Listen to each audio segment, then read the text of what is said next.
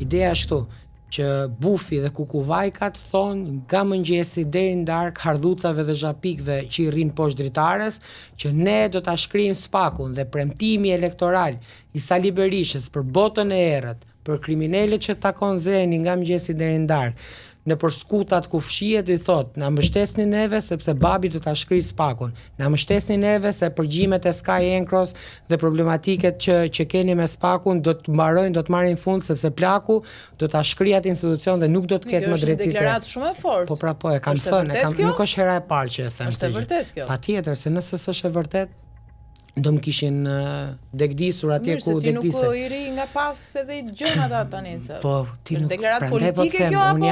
Un jam te partia patronazhistëve, ne dim çdo gjë. Kështu që ju mburreni, krenojeni me patronazhistët. Po se nuk është që e keqe patronazhist. Dhe po ta dish, patronazhimin e kemi filluar ne te PD-ja në 2009-ën. Po si çdo gjë që ata din ta shkatrojnë, nuk din ta bëjnë mirë. Kështu që po të them, ku ndahemi ne me këta? Ne ndahemi me këta sepse këta nuk duan një drejtësi plepash, një drejtësi rumpall, një drejtësi me prokuror që kanë ardhur sulmoi disa një drejtësi me prokuror dhe gjyqtar që kanë ardhur me të mbathur athesi dhe sot lëvizin me Maybach 500.000 euro nëpër Tiranë dhe sot i ketë sigurt nëpër listat e kandidatëve, me drejtësi me njerëz që janë shkarkuar nga vettingu dhe sot po riciklohen politik. Nuk është rasti i parë, por ka disa raste brenda Partisë Demokratike, me një drejtësi ku është komandohej video përgjimi i Ilir Metës ku kap duke shfletuar atë bllokun që është i veshur me lëkurë shqiptarësh dhe shkronjat janë gjaku i shqiptarëve ku shkruheshin shifrat e korrupsionit dhe votonte gjykata e lartë në unanimitet për ta nxjerrë video përgjimin të parregullt.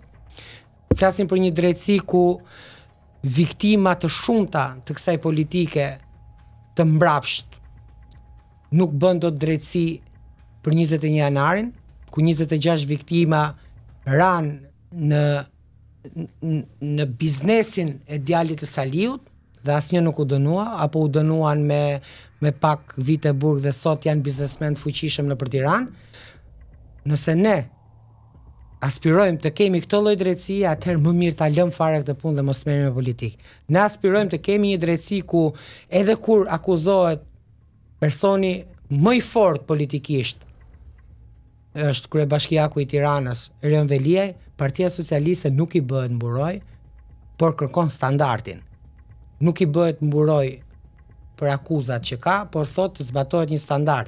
Dhe një qeveri e cila kërkon standard, për standard, është standard ndërhyrja e kryeministrit në Bashkinë e Tiranës për shembull? Çfarë po ndërhyn kryeministri? Po firmos leje ndërtimi?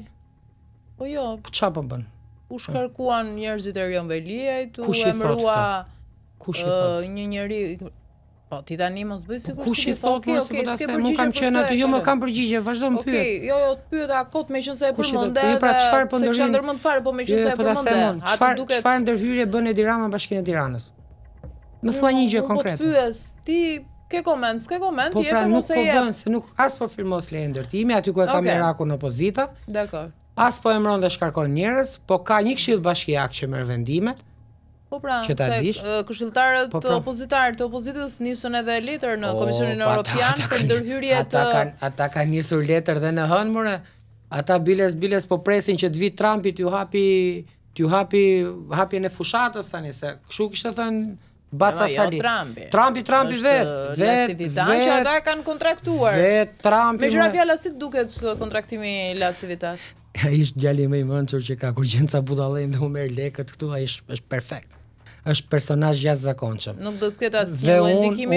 Unë po të mundet, po të më dëgjoj se nuk kam kontakt me të, ti them të lutem ngrije sa më shumë atë shifrën. Se ka Fatmiri lek sa të duash. Ka lek sepse kanë vrarë 26 veta në Gërdec dhe me paratë e Gërdecit po paguhet. Këtë ta di, është pak po e sigurt. Dhe ato videot me zgërdhirje nga Washingtoni me njëri tjetrin, ai ndoshta nuk e di, po janë vrarë 26 veta në Gërdec për të paguar ti. Duhet thënë atij zotërisë. Është shitur gjithë armatimi i ushtrisë për të paguar ti. Do thënë atij zotërisë. Janë shitur miliona euro nga Ministria e Bujqësisë e Mjedisit për t'u paguar ti.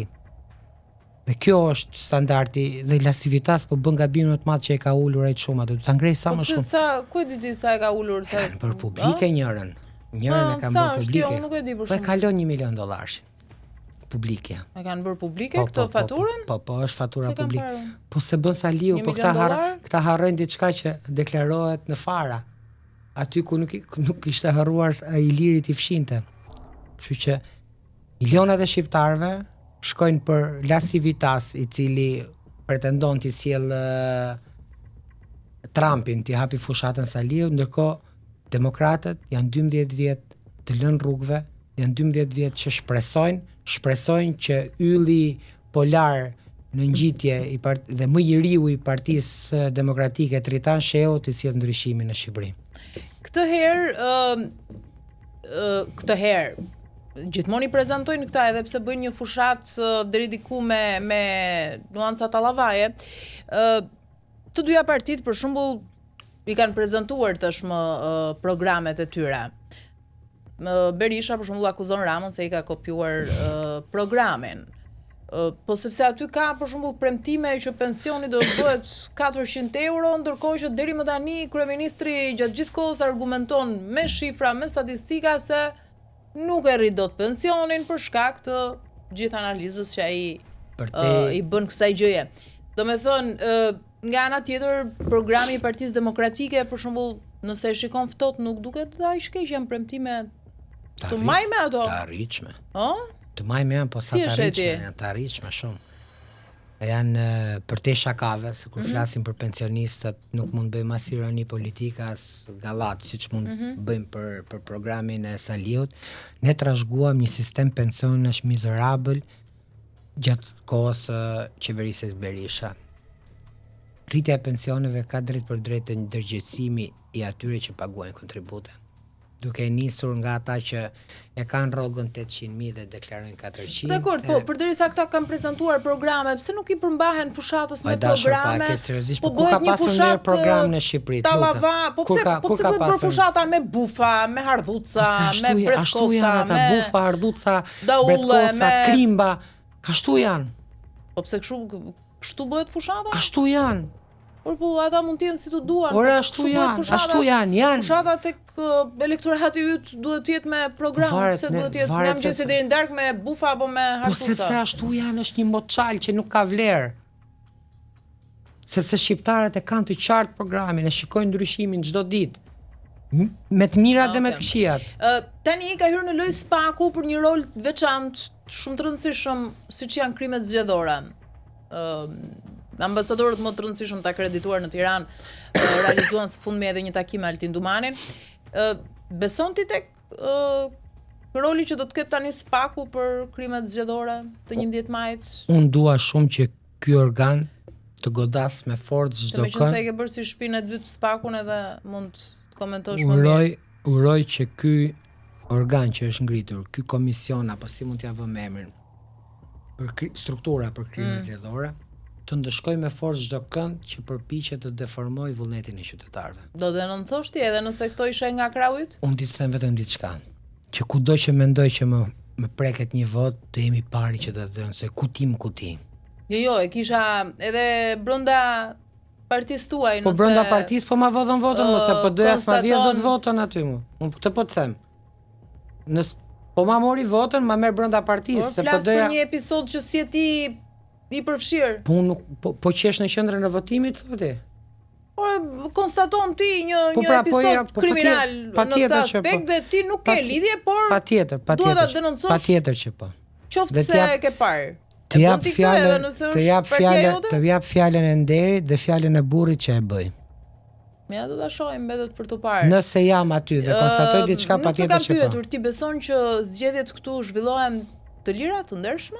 Votimet, jo zgjedhjet. Në Shqipëri, në Shqipëri s'ka pasur zgjedhje për 35 vjet, ka votime. Shkojnë njerëzit dhe votojnë. Po beson tek procesi i ndershëm? Për sa kohë kemi votime dhe jo zgjedhje, përgjigjja është brenda. çfarë kuptimi ka kjo përgjigje sa kohë ti je pjesë e një, atëherë kohë ti je bërë pjesë ti po ata lëm fare procesi votimi, ëh? Nuk them ta lëm fare. Po jo, po se nëse ti nuk beso ke këtë të parën. Po kuptoje se çfarë po të them. Ti je pjesë e kësaj gjëje. Po pra jam pjesë e kësaj gjëje sepse duhet që ti jesh pjesë e sistemit që të kërkosh ta ndryshosh sistemin. Nga kafja te 15 kaçi nuk ndryshon dot sistem. Po ti jesh në tribun, nuk ndikon në rezultatin e lojës.